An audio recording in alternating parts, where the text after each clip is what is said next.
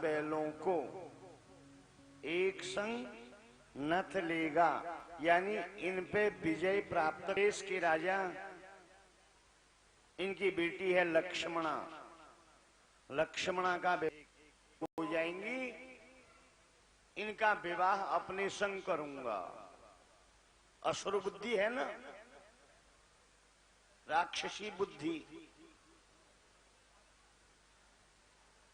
अब तक इनके जेल में 16,100 राजकन्याएं इकट्ठी थी।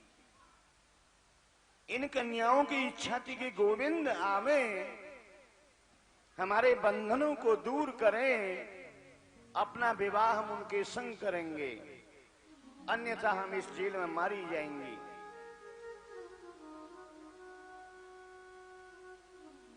फलस्वरूप देव ऋषि नारद जी आए। नारद जी ने नारायण से कहा, गोविंद, आपकी राह में 16,100 कन्याएं आपकी राह देख रही हैं। उनकी यह तमन्ना है कि हमारा विवाह हो तो गोविंद के संग हो। भगवान गए, इस राक्षस का वध किया, इनको मुक्त किया कन्याओं को। कन्याओं ने कहा कि हम घर कहां घर है, क्या पिता के यहां जाएं? क्या कहेंगे पिता, हमें अपने घर में कोई नहीं रखेगा। फिर कहां जाना चाहो? हम तो आपके संग अपना विवाह करना चाहती हैं। 16,100 कन्याओं के संग एक ही संग विवाह हो गया। भगवान के 16,108 विवाह हो गए।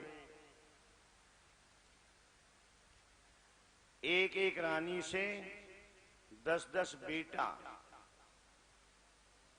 बेटाओं से 10-10 बेटा, उनके 10-10 बेटा। कितने हो गए? 56 करोड़ में यदुवंश फैल गया। यदुवंशी 56 करोड़ हो गए। एक बार भगवान का बेटा प्रद्युम्न, प्रद्युम्न का बेटा अनिरुद्ध,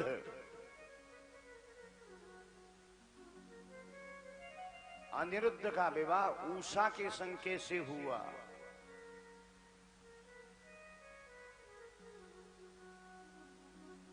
उषा है बाणासुर की बेटी। बाणासुर नाम सुना होगा। बाणासुर की बेटी है उषा, इसी को कहते हैं ऊखा। जो पा वाला सा है, वेद में ये खा पढ़ा जाता है, संस्कृत में या वेद में इसे खा कहते हैं, इसलिए ऊखा इस नाम है। उषा सोई थी अपने कमरे में, निद्रा आई, स्वप्न दिखाई दिया। स्वप्न में क्या देखा? एक सुंदर पुरुष, इतना सुंदर पुरुष है। सवेरे जगी, अब ये बात कहे तो कहे कौन से? पिता से कह नहीं सकती, पिताजी मैंने एक स्वप्न में पुरुष देखा, मैं अपना विवाह उस पुरुष के संग करना चाहती हूं। मां से कह नहीं सकती, भाइयों से कह नहीं सकती। जो बात किसी से नहीं कही जाती है वो किससे कह सकती है? अपने मित्र से, पुरुष मित्र से, और माताएं अपनी सहेली से। इनकी एक सहेली है, उसका नाम है चित्रलेखा। चित्रलेखा क्यों नाम पड़ा? ये चित्र बना जानती है, आर्ट में बहुत होशियार है। किसी का फोटो दिखा दो, उसी का डिटो तैयार कर देगी। चित्रलेखा से कहा, बहन आज रात्रि में मैंने एक स्वप्न देखा, ऐसा पुरुष देखा, मैं उसे भूल नहीं सकती और अपना विवाह उसी के संग करूंगी, मैंने प्रण कर लिया है। बहन ये क्या किया? यदि स्वप्न झूठा हुआ तो? बोला नहीं, मेरा स्वप्न झूठा हो ही नहीं सकता है, मैं अपना विवाह करूंगी तो उसी के संग, अन्यथा मैं अविवाहित रह जाऊंगी, वो मुझे मंजूर है। पर वह पुरुष है कहां ये तो नहीं मालूम, देखा है नहीं, कहां का है, कौन है, कैसा है, स्वप्न में देखा, वही शर्त रख ली। क्या बड़ी विडंबना की बात। चित्रलेखा बोली, बहन धैर्य रखो, आप धैर्य रखो, मैं चित्र बनाना जानती हूं, जो भी राजवंश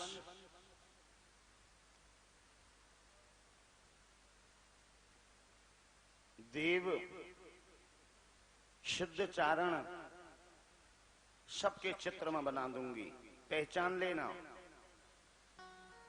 चित्रलेखा ने चित्र बनाना प्रारंभ किया।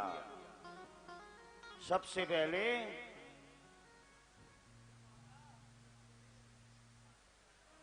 पहले आपने देवताओं के चित्र बनाए। बहन ये नहीं है, सतयुग के देव बनाए, बहन इनमें कोई ना है। त्रेता के बनाए, रामा अवतार के, बोले बहन कोई मिलता जुलता भी नहीं है। सिद्धों के बनाए, बहन कोई नहीं है। चारणों के बनाए, राजाओं के बनाए, इनमें से कोई मिलता जुलता भी नहीं है। देख बहन, मुंह तो ऐसो लगे तेरे स्वप्न ही झूठो है। एक वंश रह गया है द्वापर में, यदुवंश, हो न हो उनमें होगा, अन्यथा स्वप्न झूठा है। ऊखा रोने लग गई, ऐसा न हो कि मेरा स्वप्न झूठा हो जाए। ऐसा स्वप्न तो झूठा नहीं हो सकता। लख्यो स्वप्न में श्रेष्ठ नर, सुंदर रूप निधान, तरुण पद्म दृढ़ बाहु दृढ़, अधरन पे मुस्कान। ऐसा वो पुरुष थे। चित्रलेखा ने यदुवंश में भगवान श्री कृष्ण का चित्र बनाया। बहन ये तो नहीं है, पर इनसे बहुत मिलते जुलते हैं। हाँ हो सकता है। प्रद्युम्न का बनाया, बहन ये भी नहीं है, पर इनसे बहुत कुछ मिलते जुलते हैं। जो ही अनिरुद्ध का चित्र बनाया, अनिरुद्ध का चित्र बनाते ही ऊखा ने घूंघट कर लिया। वाह वाह कैसी कला, सूरत मूरत भव्य, इसी तरुण चित चूर को लियाना करता। बहन यही है जो मैंने रात्रि में स्वप्न में नर देखा ना पुरुष, ये बिल्कुल वही है। ये है कौन, कहां का है, ये कैसे मिले?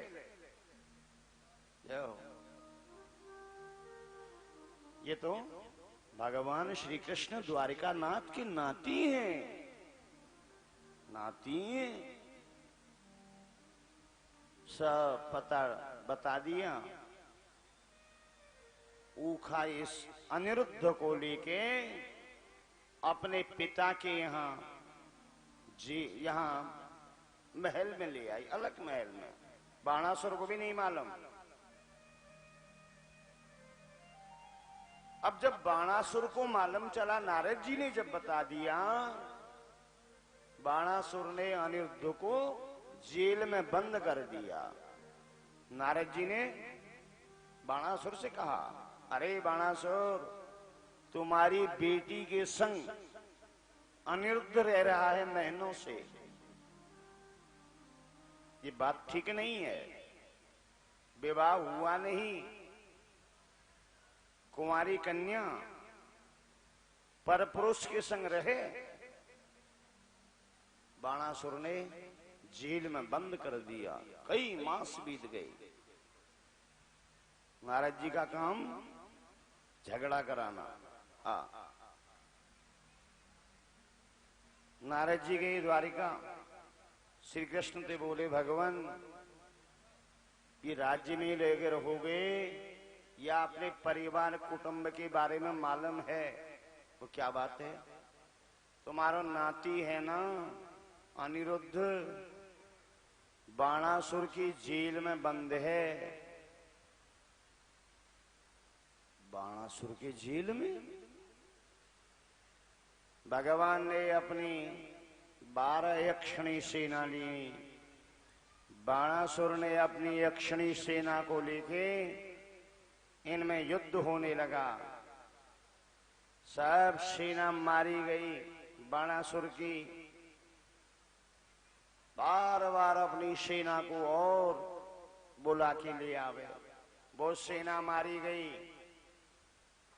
अंत में बाणासुर सब प्रकार से जब हार गया, बाणासुर की मां है सैकड़ों साल की, बड़ी बूढ़ी, बिल्कुल हड्डियां चमक रही हैं, मांस सूख चुका है, आंखों की टिपोर बैठ गई हैं, नाक और ठोड़ी आपस में बातचीत कर रही हैं, मुंह के दांत जा गिरे। पर पुत्र स्नेह, संतान का स्नेह, इसका नाम है कोटरा। बाणासुर की मां का नाम कोटरा। कोटरा ने सोचा, चीरहरण लीला में भगवान ने कहा था, गोपियों ने भगवान से, यदि कोई पर पुरुष पर नारी को नग्न देखता है उसे घोर पाप लगता है। शायद श्री कृष्ण मुझे नग्न नहीं देखेगा, क्योंकि मैं स्त्री हूं, मुझको नग्न नहीं देखेगा। फलस्वरूप ये युद्ध में से भाग जाएगा। कोटरा दोनों के बीच में खड़ी हो गई, भगवान की सामने खड़ी हो गई। ये इनको तो देखेंगे नहीं, मेरे बेटा को, ये लौट जाएगा, मेरा बेटा बच जाएगा, भग जाएगा। इसलिए कोटरा सामने खड़ी हुई, नग्न, एक भी वस्त्र नहीं शरीर में, बुढ़िया के। पर ये गोविंद भगने वाले कहां थे? वो तो एक बार भग चुके मथुरा से, रण छोड़ के। भगवान ने नजर मुंह फेर लिया, लेकिन हटे नहीं वहां से, नजर बदल ली। अब कोटरा ने सोचा, मैंने बड़ा उपाय सोचा और ये उपाय भी काम नहीं आया, ये भी फेल हो गया। युद्ध फिर प्रारंभ, बाणों की वर्षा करने लगे। इधर से ये बाणासुर शंकर भगवान का परम भक्त है, भोलेनाथ का परम भक्त है। शंकर भगवान को बुला लिया। बाणासुर की ओर से शंकर भगवान आ गए।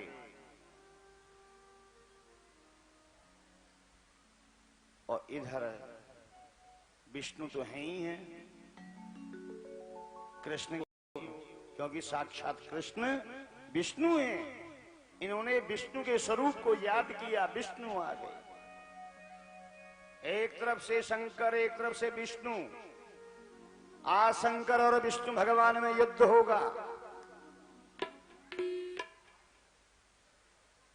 माहेश्वरी बाण छोड़े। किसने? शंकर ने। माहेश्वरी बाण कहते हैं मलेरिया को। आयुर्वेद में मलेरिया को कहते हैं माहेश्वरी ज्वर। माहेश्वरी बाण छोड़े और कृष्ण की ओर से वैष्णव ज्वर, यानी विष्णु उपासक, वैष्णव ज्वरों का और इनका प्रहार होने लगा। बाण ज्वर, ज्वर का मतलब बुखार, फीवर। दोनों में युद्ध हुआ। फलस्वरूप विजय धर्म की होती है। न्याय हमेशा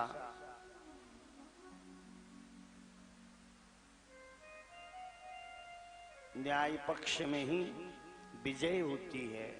कहते ना विजय धर्म की होती है। कर्म कितने ही करना, कुछ भी करना, अंत में विजय धर्म की ही होती है। शंकर भगवान तो अंतर्ध्यान हो गए। विष्णु को देख के, क्या मैं विष्णु के सामने युद्ध करूंगा? ये ठीक नहीं है। भगवान ने बाण छोड़े, इनकी भुजाएं कट गई, सब भुजा कट गई। खंभ की तरह खड़ा रहा बाणासुर। अंत में बाणासुर शरणागति गोविंद के चरणों में झुक गया। गोविंद, मुझ पे बड़ा अपराध हुआ जो मैंने आपसे युद्ध किया। क्षम्यताम क्षम्यताम। एक दो पवनम राजा पृथक निकार्यतः। मुझे आप क्षमा करो। क्षमा कैसे करेंगे? जब अपनी बेटी दे दो मेरे नाती को। अनिरुद्ध का विवाह उषा के संग बाणासुर ने अपने हाथों से किया। इनका हाथ पकड़ा दिया। अनिरुद्ध को लेके और उषा को लेके भगवान द्वारिका को चले गए। और द्वारिकाधीश भगवान के। कृष्ण कहने से तर जाएगा, पार भव से उतर जाएगा। कृष्ण कहने से तर जाएगा, पार भव से उतर जाएगा। कृष्ण कहने से तर जाएगा, पार भव से उतर जाएगा। कृष्ण कहने तर जाएगा, पार भव से उतर जाएगा। पार भव से उतर जाएगा। कृष्ण कहने से, राम कहने से तर जाएगा, पार भव से उतर जाएगा। कृष्ण कहने से तर जाएगा, पार भव से उतर जाएगा। हरि बोल।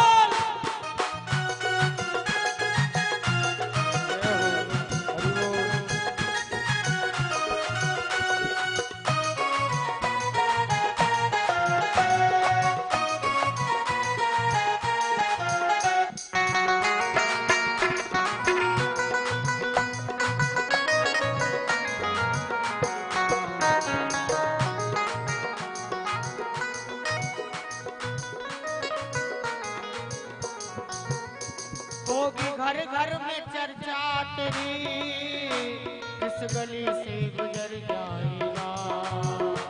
होगी घर घर में चर्चा तेरी, होगी घर घर में चर्चा तेरी।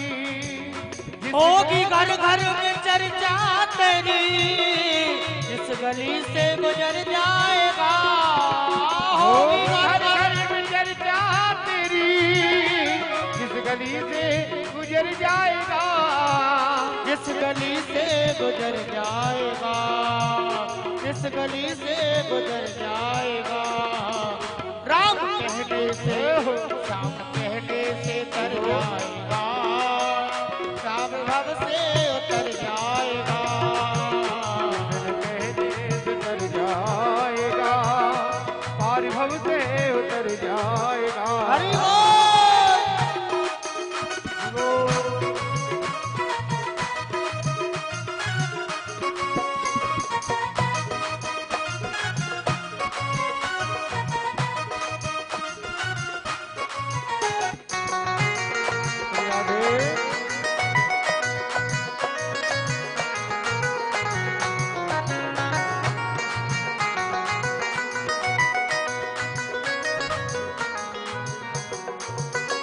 उनके आगे तू झोली फैला, तेरा जीवन सुधर जाएगा, उनके आगे तू झोली फैला, तेरा जीवन सुधर जाएगा।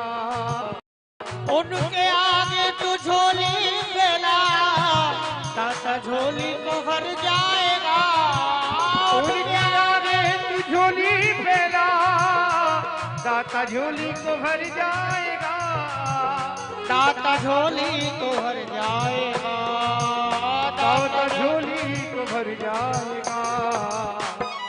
कहने से हो कहने से तर जाएगा, पार भव से उतर जाएगा, कहने से तर जाएगा, पार भव से उतर जाएगा। हरि बोल।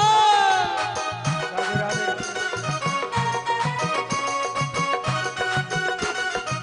श्री राधे।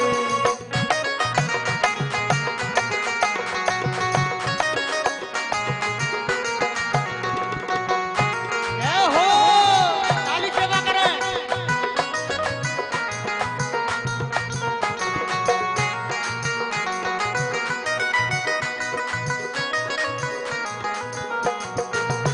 प्रभु के चरणों में प्रीति लगा, जिस पथ से गुजर जाएगा, प्रभु के चरणों में प्रीति लगा, उनके बिंदु लेकर जाएगा। प्रभु के चरणों में प्रीति लगा, तेरा जीवन संवर जाएगा, प्रभु के चरणों से प्रीति लगा, तेरा जीवन सुधर जाएगा, तेरा जीवन संवर जाएगा, तेरा जीवन संवर जाएगा। बोलो राम। कहने से तर जाएगा, पार भव से उतर जाएगा, कहने से तर जाएगा, पार भव से उतर जाएगा। राम कहने से तर जाएगा, पार भव से उतर जाएगा, अब से उतर जाएगा। भक्त वत्सल भगवान की। बैठते जाए हैं, आते चलें, बैठते चलें, अभी तो जगह बहुत है। ही गदोपवनम राजन जगमयदो कुमार का, नृगूणां नरेन्द्रो इक्ष्वाकुततनय प्रभो। एक नृगोपाख्यान।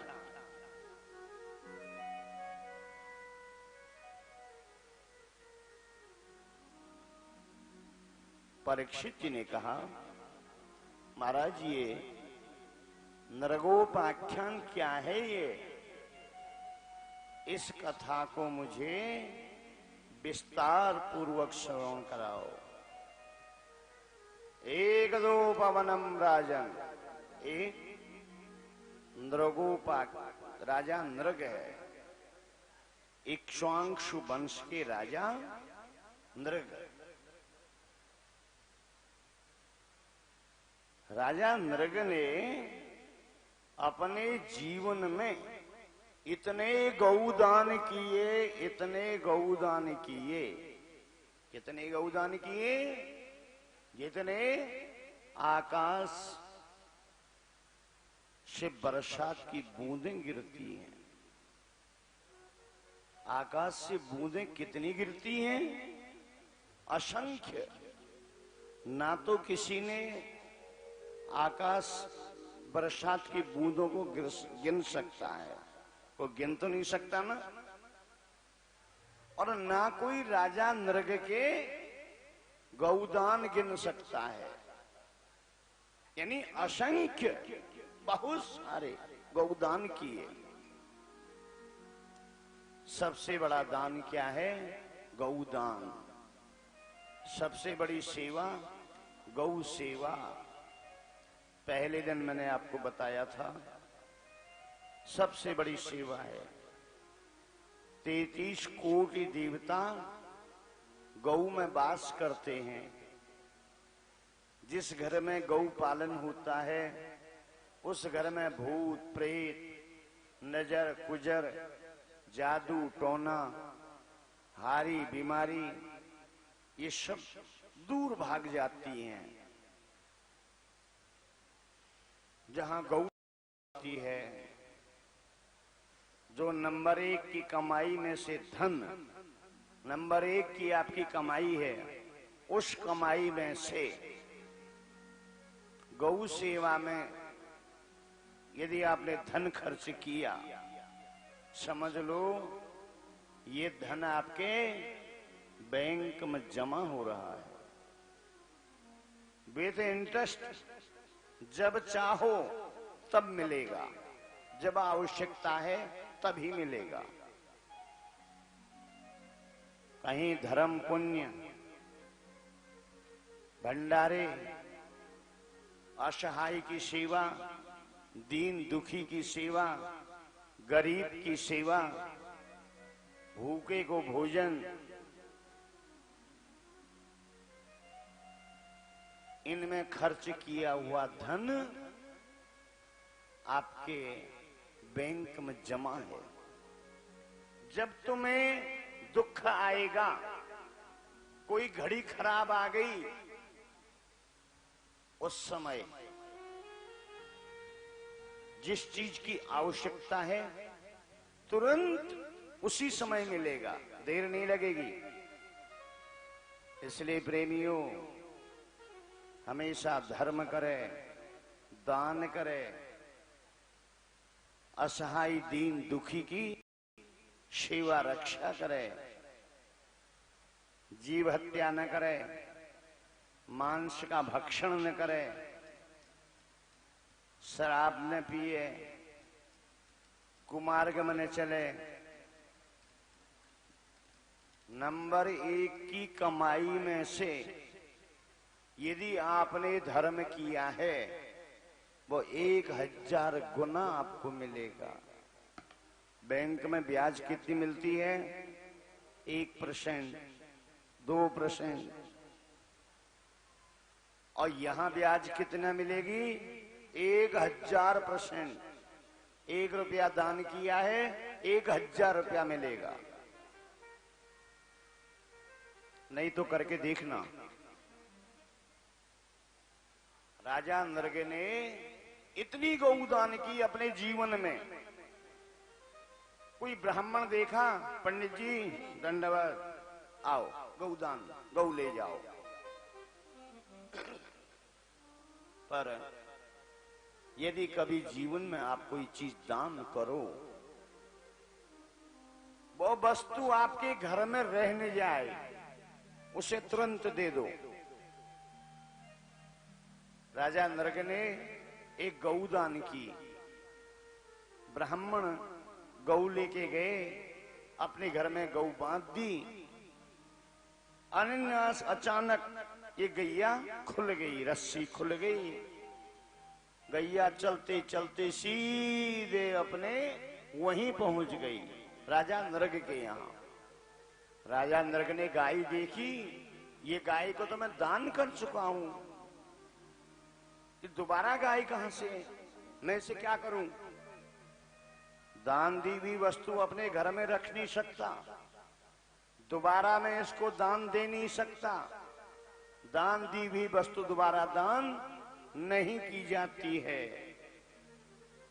ऐसा नहीं, घर में गाय आ गई है, इसको फिर दान दे दो किसी को, वो और पाप हो गया। अब मैंने गाय दी किसको है, उसे ढूंढूं कहां?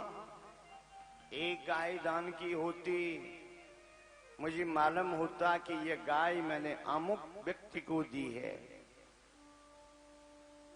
अब इस गाय के लिए मैं क्या करूं? घर में न रखने से अच्छा ये है किसी अन्यत्र ब्राह्मण को दे दूं। एक पंडित जी आ रहे, ये गाय पंडित जी लो गौदान ले जाओ। गाय पंडित जी को दे दी। ब्राह्मण को ये गाय दोबारा से दान दे दी है, दूसरे ब्राह्मण को, क्यों घर में तो रख नहीं सकते। अब आपने दूसरे ब्राह्मण के यहां गऊ पल रही थी। एक दिन वह ब्राह्मण आ गए जिस ब्राह्मण को ये पहले गऊ दान में दी थी। वो ब्राह्मण आ गए, उन्होंने देखा कि ये गाय तो मेरी है, ये गाय मेरी है, लेकिन ये गाय इनके घर में कहां से आ गई?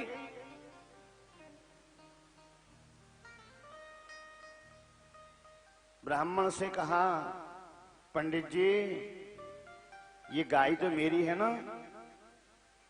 बोले गाय तो तुम्हारी कहां से आ गई? गाय तो मेरी है, तुम्हारी कहां से आई? मुझे राजा नृग ने दी है, मुझे राजा नृग ने दी है ये गाय। बोले राजा नृग ने मुझको दी है? नहीं, मुझको दी है। अब दोनों ब्राह्मणों में खटपट हो गई। फलस्वरूप दोनों ब्राह्मण आपस में लड़ गए। लड़ाई इतनी बड़ी हो गई,